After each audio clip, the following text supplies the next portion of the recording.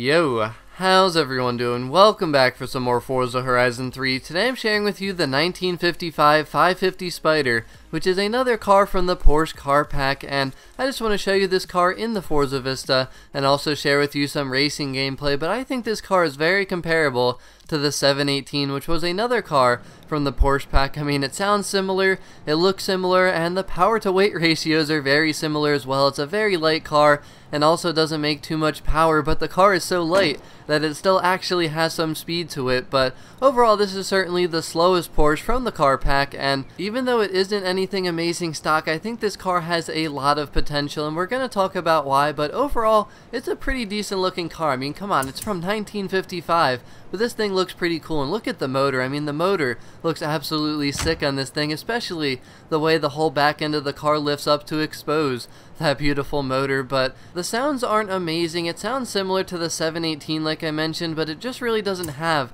that thrilling of a sound. It's pretty quiet and nothing special at all. But in terms of performance, this car is rear-wheel drive, but this car is so light that it turns really well. But the thing is, if you turn too quickly or too sharply, this thing will give out very easily. I mean, it does not even have street tires on it, so tires are certainly something you're going to want to upgrade. It will help with the braking, which again, the braking is really not too great either, and the speed in this car is actually really good for where it's at. Pretty close to the bottom of the C-Class, but the acceleration really is not that great at all. It has a 4-speed transmission and the gearing feels pretty decent, but it's just pretty sluggish. It just does not feel fast at all and really just feels like you're going super slow when you rev this thing up. So you're certainly going to want to upgrade the tires. It'll help with the braking, it'll help with the handling, it will help with the grip, and it will just make this car way better. So I would say definitely sport tires, maybe race tires, and add some power and put this thing at the top of the B-Class or the A-Class, and it will probably be really good. I mean, the grip off the line, the launch is pretty decent, but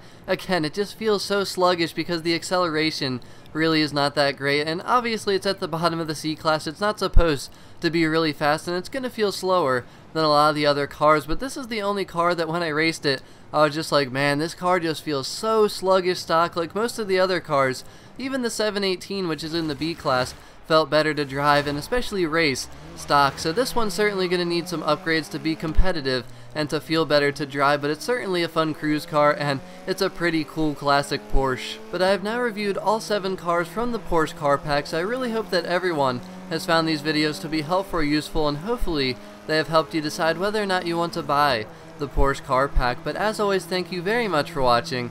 Let me know what you think about this 550.